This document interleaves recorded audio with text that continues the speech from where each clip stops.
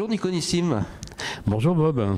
Alors vous venez de sortir un album qui s'appelle Labyrinthe Quartet, Labyrinthe et autres routes. C'est le premier album que vous sortez avec cette formation. Oui.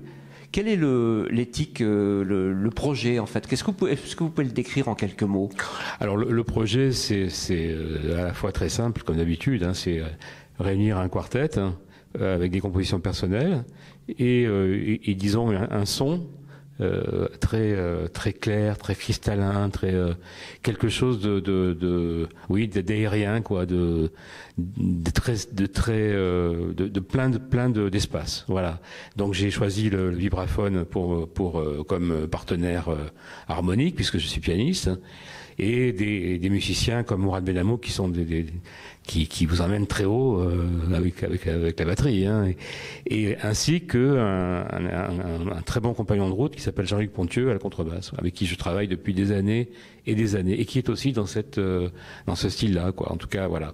Oui, il y a beaucoup d'espace laissé effectivement aux musiciens. Il y a beaucoup de silence et vous jouez beaucoup sur cette oui sur l'espace, oui. Alors, quelle est votre source d'inspiration pour cet album? De quoi vous êtes alimenté? Alors, il y a la source d'inspiration, disons symbolique d'abord. Il y a le Modern Jazz Quartet comme source d'inspiration symbolique, puisque piano, voilà, à cause de la formation.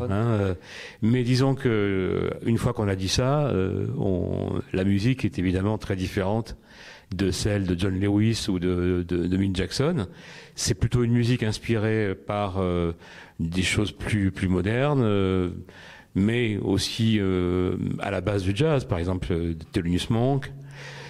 Mais comme j'ai beaucoup écouté tout le jazz moderne, je pense que, comme tous les pianistes de ma génération et des générations après, on a tous beaucoup pris chez Herbie Hancock, chez Keith Jarrett, etc.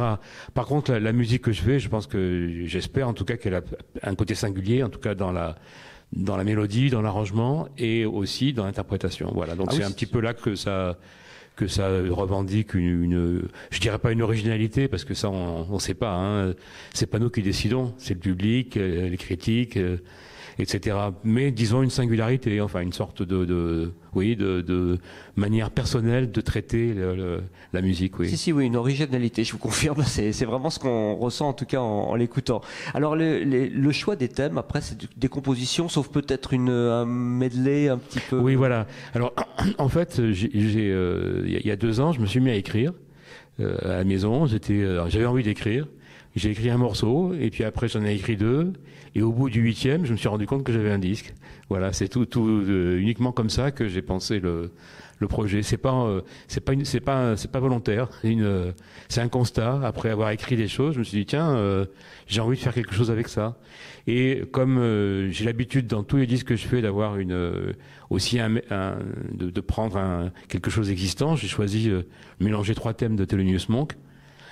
Pour rendre hommage aussi. Avec un titre assez sympa aussi. Oui, ça s'appelle Honky Monkey Punky et c'est un mélange de trois thèmes de Monk. Voilà. D'accord. On va rappeler le titre de l'album et le label sur lequel il est sorti.